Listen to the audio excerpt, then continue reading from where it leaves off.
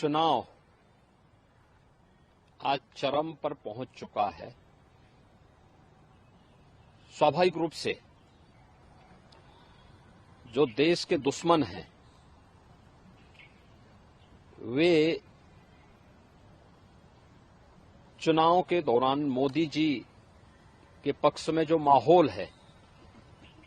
इस माहौल को खराब करने का भरसक प्रयास करेंगे। कुछ चीजें हैं जो देखने लायक हैं और जिसको पूरे देश के लोगों को वास्तव में समझना चाहिए कि कैसे पाकिस्तान से राहुल गांधी को प्रोजेक्ट करने का प्रयास कर रहा है। ये चीजें दिखती हैं कि पाकिस्तान सरकार का पूर्व मंत्री जो बेशर्मी के साथ पुलवामा की घटना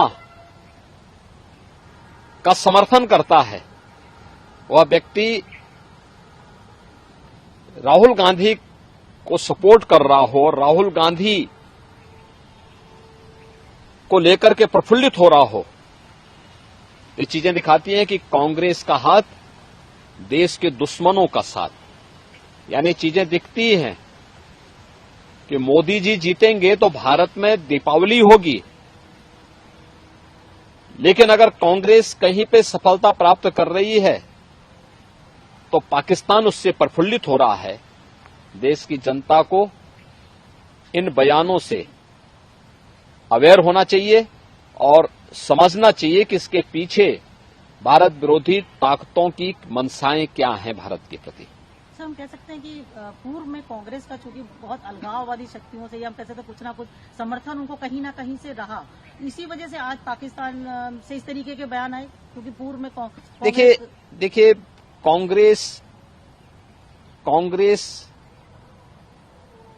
आजादी के बाद अपने मार्ग से भटक गई।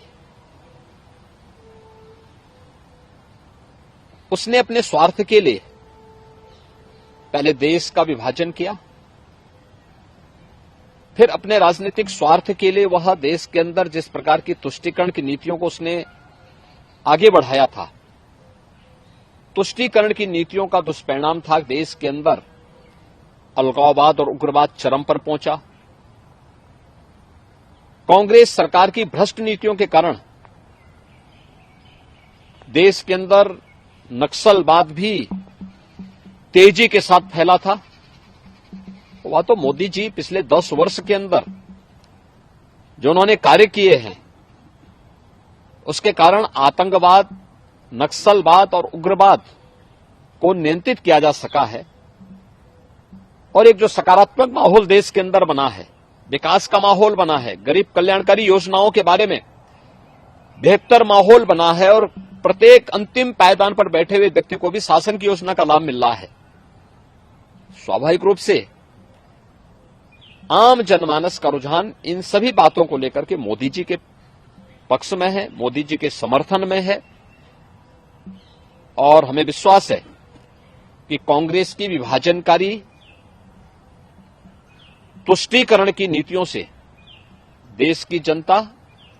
कांग्रेस और इंडी गठबंधन को जोरदार जवाब देकर के उनकी मंशाओं पर पानी फेरने का काम करेगी और मोदी जी के नेतृत्व में भारतीय जनता पार्टी और एनडीए प्रचंड बहुमत के साथ फिर से देश के अंदर सरकार बनाएगी।